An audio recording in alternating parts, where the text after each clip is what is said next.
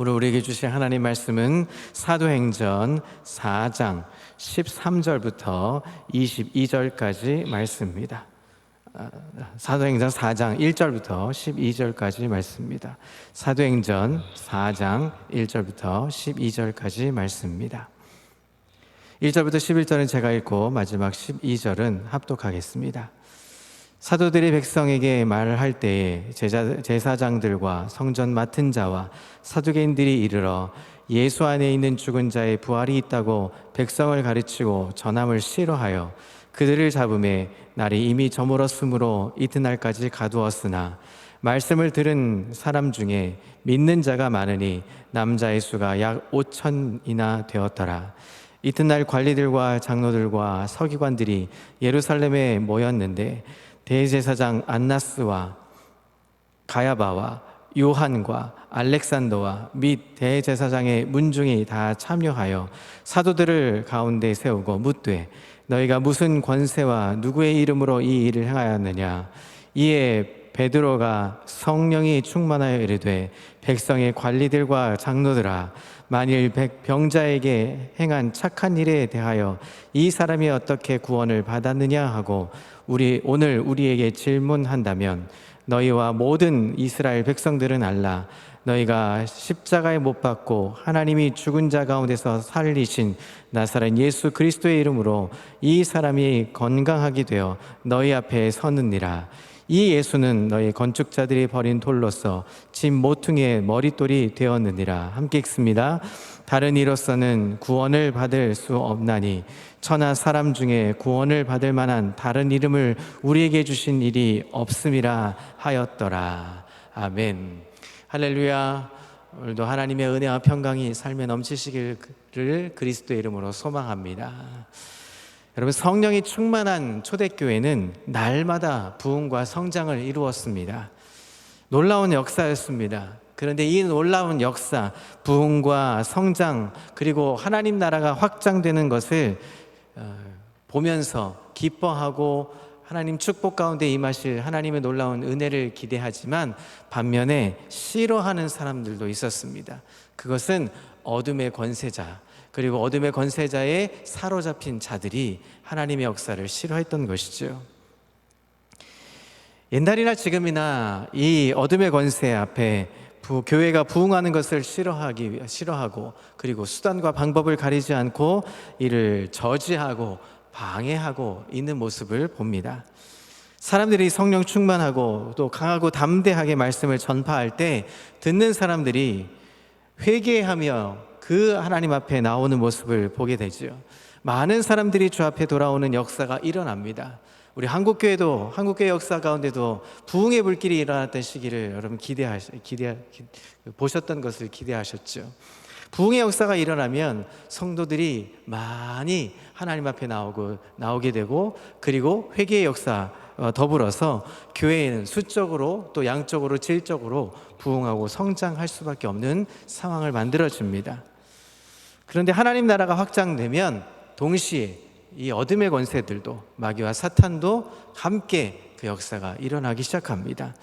오늘 본문 4장 1절 2절을 보시면 사도들이 백성에게 말할 때 제사장들과 성전 맡은 자와 사두개인들이 이르러 예수 안에 죽은 자의 부활이 있다고 백성을 가르치고 전함을 싫어한다라고 말합니다. 여기 말하는 사두개인들은 예수님의 부활, 이 메시아의 부활이에요. 그 부활이 없다라고 생각했던 사람들입니다. 왜냐하면 기득권층이었고 그리고 집권 여당 같은 일들을 했기 때문에 그들에게는 모든 부귀와 영화가 갖고 있었기 때문에 실질적으로 부활의 역사를 기대하고 믿지 않았던 자들입니다. 만일 이 사도들의 말이 만약에 맞다고 판단되고 그 말이 맞다고 동조해버리면 그들은 설 자리가 없어지고 말 것입니다. 그래서 그들이 3절에 보면 그들을 잡아서 이미 이튿날까지 가두었다라고 말합니다. 그리고 4절에 말씀을 들은 사람 중에 믿은 자가 많은데 남자의 수만 5천 명이나 되었다고 말합니다. 자, 그러면 무엇이 이와 같은 성도의 수가 증가하도록 넘쳐나도록 했을까요? 그 사건의 앞선 3장을 보시면 성전 미문에 앉아 구걸하던 이 안진뱅이를 고쳐준 일이 있습니다. 그 고쳐준 역사의 시발점이, 그리고 그 시발점으로 인해서 수천의 사람들이 회심하고 하나님의 역사 가운데 무릎을 꿇고 회개하는 일이 일어났다는 것입니다. 촉진제가 되었던 것이죠. 그리스도의 지상 명령인 복음을 전파하는 일과 아무런 상관없어 보이는 이 안진뱅이를 일으킨 그 역사는 결국은 사람들을 구원하는 구원의 도구가 되었던 것입니다. 베드로와 요한이 이 모든 일을 돌이켜 생각해 보면 그들이 자기들의 기도하러 가던 중에 계획과 상관없이 일어났던 일이었다는 것입니다. 그러나 그 안진뱅이를 일으켰던 그 일은 결국은 하나님의 역사 가운데 일어났던 일인 것을 보게 되는 것이죠. 사랑하는 성도 여러분, 우리가 그리스도의 이름으로 행하는 모든 일들, 무엇이든지 간에 그 일을 통해서 하나님은 역사하신다는 것을 오늘 기억하시기를 소망합니다. 오늘 우리가 하는 모든 일 가운데 하나님 예수 그리스도가 가운데, 예수 그리스도에 순종하는 일 가운데 우리가 거하고 있으면 그 모든 일은 역사가 일어나고 그 역사의 충만함을 사람들이 목격하게 된다는 것입니다. 오늘도 우리의 삶에서 하나님의 역사를 바라보고 하나님의 역사하시는 것을 우리가 동참하며 참여해서 결국은 하나님의 역사의 한 증인들이 되시기를 그리스도의 이름으로 소망합니다. 하나님께서 이 가장 하찮은 일이라고 생각했던 것이라도 하나님의 역사가 임하시면, 하나님이 함께 하시면 역사가 일어나고 은혜가 일어나고 충만한 기쁨이 일어나게 되는 것입니다. 이사야 선지자는 55장 8절과 9절에 이렇게 말씀합니다. 이는 내 생각이 너희의 생각과 다르며 내 길은 너희의 길과 다름이니라. 여호와의 말씀이니라. 이는 하늘이 땅보다 높음같이 내 길은 너희의 길보다 높으며 내 생각은 너희의 생각보다 높음이니라 라고 말씀합니다. 하나님께서는 언제나 우리의 생각과는 다른 방향으로 일하실 때가 많습니다. 우리는 이 길로 가면 하나님이 역사하실 것이다 라고 생각하지만 결국 그것과 상관없이 하나님은 하나님의 일을 행하신다는 것입니다. 그 일들을 통해서 안진뱅이를 고쳐준 이 베드로와 요한의 일들을 통해서 하나님은 역사하신다는 것입니다. 자, 그런데 그 역사 가운데 베드로와 요한이 감옥에 갇히게 됩니다. 그리스도를 통한 이 이적과 같은 사건이 폭력과 핍박 그리고 고난을 초래하게 되었다는 것입니다. 어떻게 보면 이 매맞는 것 누구에게나 즐거움이 될 수 없는 것입니다. 감옥에 갇히는 것 쉬운 일, 또 아주 산책하는 일과 같은 것이 아니죠. 견디기 힘든 일이었을 겁니다. 기도하러 가던 중에 내가 예수 그리스도의 그 은혜를 받고 나아가서 복음을 증거했더니 돌아오는 것은 핍박과 환난 그리고 감옥에 갇히는 일, 여러분 어떻게 생각하십니까? 쉽지 않은 일일 겁니다. 우리의 삶에 있어서도 예수 믿는 것이 기쁘고 감사고 은혜가 충만하여 기쁨으로 살면서 행복만 넘치면 좋겠지만 우리에겐 고난이 임한다는 것입니다. 역사가 일어나는 순간 사탄도 역사하기 때문에 고난도 찾아올 수 있다는 것을 기억하시면 좋겠습니다. 그리스도 안에서 고난받는 일이 그런데 복된 길이라고 성경은 말하고 있습니다. 산상수훈에 보면 예수님이 하신 말씀을 기억하시죠. 의를 위하여 핍박을 받는 자는 복이 있다 말씀하시면서 천국이 그들의 것이다 라고 말합니다. 나로 말미암아 너희를 욕하고 박해하고 거짓으로 너희를 거슬러 모든 악한 말을 할 때에는 너희에게 복이 있다. 기뻐하고 즐거워하라. 하늘에서 너희의 상이 크다. 너희 전에 있던 선지자들도 이같이 박해하였느니라 라고 말씀합니다. 그리스도 때문에 어려움을 당하는 것이 복된 일이다 라고 말씀합니다. 이튿날 아침 베드로와 요한은 그 당시에 권세 있는 간교한 사람들, 장로들과 율법학자들 앞으로 끌려갔습니다. 십자가 위에서 고통을 겪으신 예수님의 모습처럼 그들이 당할 위험을 짐작했을지도 모릅니다. 사도들은 이 권세자들 앞에서 떨 수밖에 없는 상황이었죠. 죽음에 맞닥뜨린 상황일 수도 있을 텐데, 여러분 이 사람들의 이야기를 한번 들어보십시오. 7절입니다. 이 권위자들이 이렇게 사도들을 독촉을 합니다. 너희가 무슨 권세와 누구의 이름으로 이 일을 행하였느냐 라고 묻습니다. 너희는 어떤 신비한 힘으로 이런 일을 행하였느냐, 무슨 권리로 그와 같은 힘을 행사하였느냐 라고 말합니다. 권위자들은 이 일로 베드로와 요한에게 율법대로 사형을 언도할 수 있는 상황이었습니다. 베드로와 요한은 그것을 잘 알고 있었습니다. 자, 그런데 사도들의 태도가 어땠을까요? 솔직히 말해서 베드로는 두려움에 못 이겨서 선생님을 부인했던, 3번이나 부인했던, 예수 그리스도를 핍박했던 사람 아니었습니까? 그런데 사도 바울의 고백을 8절부터 12절 보시면 놀라운 사건으로 바뀌어집니다. 자, 8절을 보시죠. 이에 베드로가 성령이 충만하여 이르되 라고 말합니다. 성령이 충만한 가운데 그들은 성령이 하시는 언어로 이렇게 말합니다.